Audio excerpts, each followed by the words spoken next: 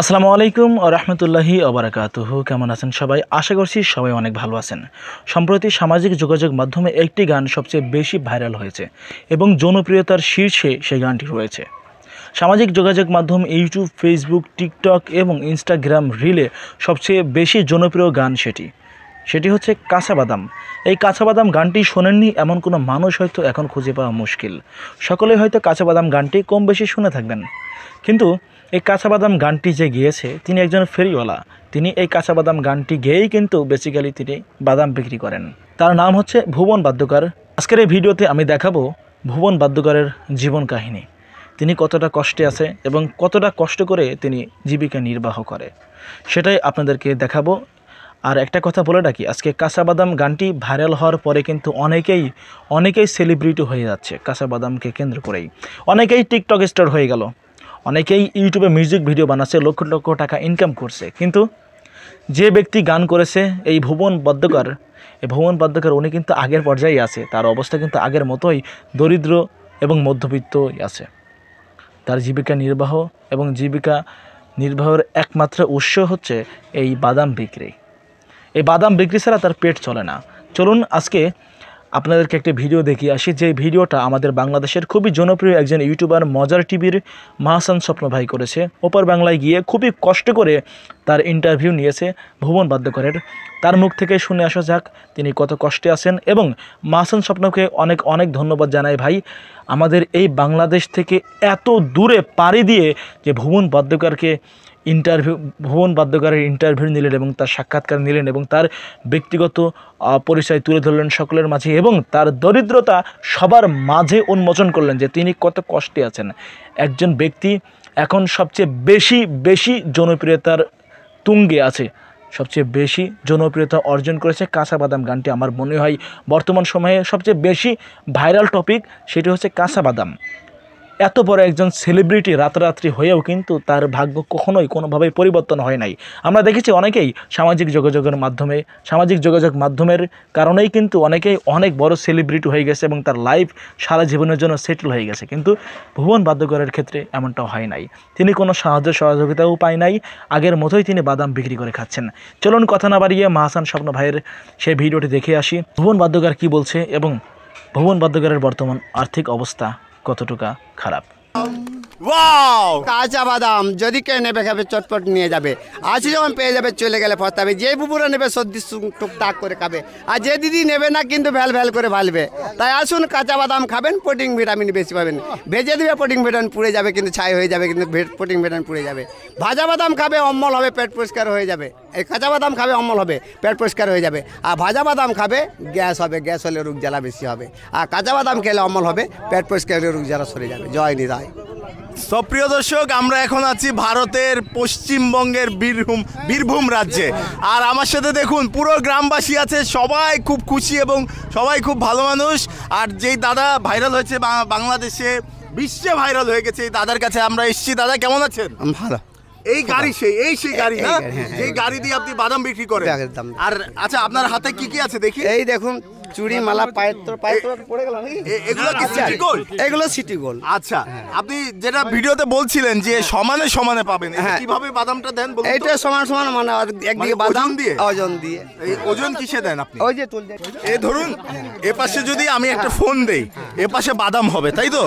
আচ্ছা, আমি একটু টেস্ট করছি, আমি বাদাম নিব না, আমার ফোনখানা দিয়ে একটু দেখি।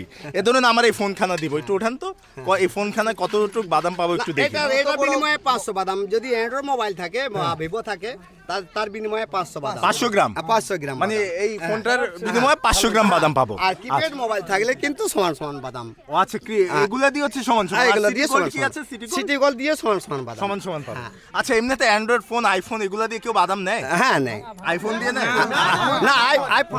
ভাঙা ফোন, মানে ভাঙা যেগুলো অচল, মানে কথা বলতে পারে না, কিডনি চলে গেছে, তার সঙ্গে হয়তো কোনো কিডনি পাওয়া যাচ্ছে না, সেই মোবাইলগুলো ভাঙা চুরি যেগুলো ঘরের মধ্যে গঞ্জা হয়ে আছে, গুঞ্জা উদ্ধার হয়ে যাবে আর বাদামও পাওয়া যাবে। তাই অ্যান্ড্রয়েড মোবাইল যেগুলো চলে গেছে, মানে কথা বলতে পারে না, সেই মোবাইল দিয়ে বাদাম পাবে।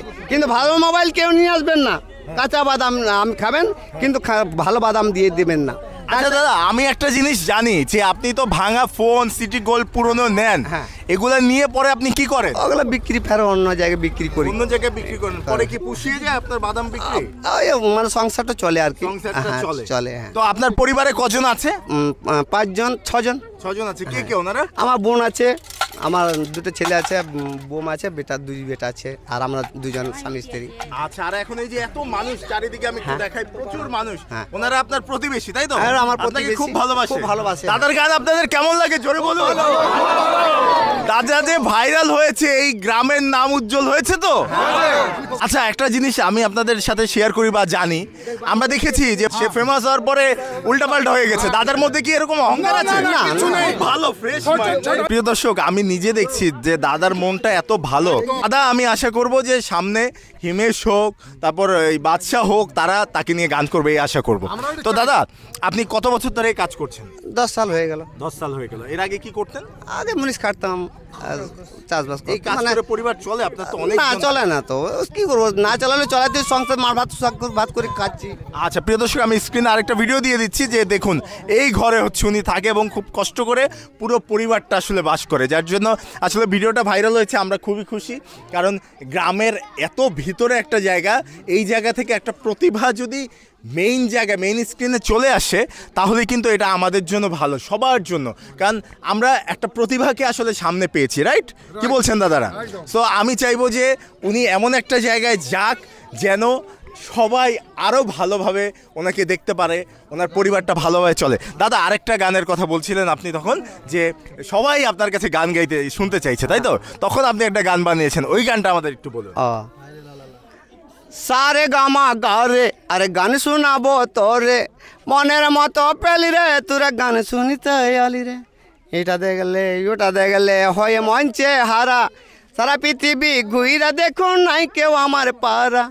হায় লালা হায়, আমি বাদাম বিচে খাই, আর বলো না গান বলিতে মাথা ধরে যায়, আমার মাথা ঘুরায় যায় যদি মুখটা ধরে যায়। এখান থেকে অন্য জায়গায় গিয়ে আমি তা দিদি কি করে বোঝাই, তাই বাদাম বিচে খাই গো দাদা, বাদাম বিচে খাই, আর বলো না গান বলিতে মাথা ঘুরে যায়, আমার মুখটা ধরে যায়, আমার মুখটা ধরে যায়। এই দাদা, আপনি পড়ে যাবেন তো। আসলে দাদার কিন্তু রিয়েলি গান গেতে গেতে তার মাথা ঘুরে যায়, যার জন্য এই গানটা সে বানিয়েছে।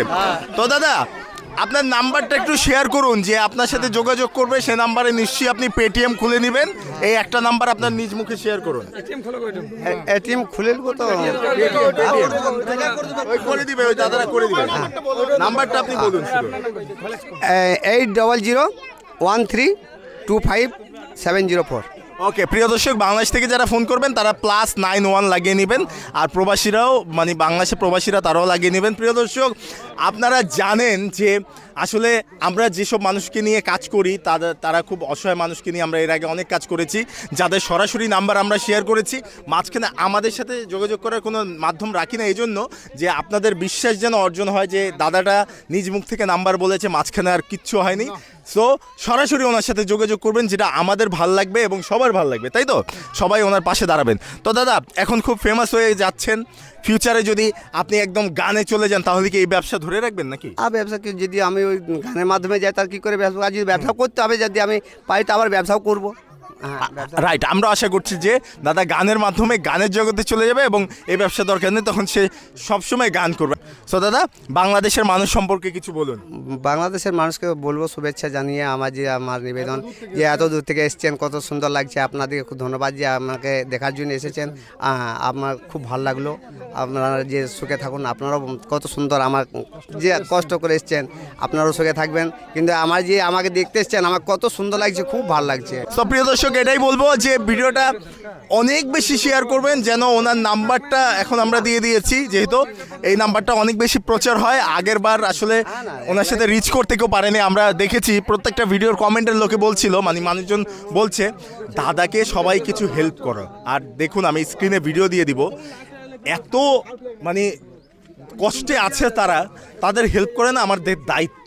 তাই অবশ্যই বাংলাদেশিরা তো অফকোর্স করবেন। টিকটকার যারা আসলে টিকটকে আমাদের দেশের টিকটক স্টার যাদেরকে বলে, তোমরা সবাই ভিডিও করেছো, তাই আমি তোমাদের বা আপনাদের রিকোয়েস্ট করবো আমাদের দেশের যে দাদার সাথে একটু যোগাযোগ করবেন, কোনোভাবে যদি তার পাশে দাঁড়ানো যায় আমার ভালো লাগবে। এত দূর পর্যন্ত এসেছি জাস্ট দাদার মুখে হাসি ফোটানোর জন্য, যে যেন আমাদের ভিডিওর মাধ্যমে, যেহেতু আমরা এর আগেও এই কাজগুলো করেছি, সো এটা যেন হয়। সো এটাই আপনাদের কাছে চাইবো, সবাই প্রচণ্ড ভিডিওটা শেয়ার করবেন এবং আমাদের সব প্ল্যাটফর্মগুলোতে অবশ্যই লাইক ফলো দিয়ে রাখবেন দাদার পরবর্তী আপডেটের জন্য। যদি দাদার চেঞ্জ দেখে আমাদের ভিডিওর মাধ্যমে অন্যবার যেই দেখেছি অন্য মানুষদের, তাহলে আমরা আবার দাদার কাছে আসব, আবার দাদাদের ফ্যামিলির সাথে। এই যে গ্রামবাসী কতটা ভালো আমি বোঝাতে পারবো না, সবাই খুব খুশি হয়েছে আমরা এসেছি, তাই অবশ্যই আমি পরেরবারে আসতে চাই।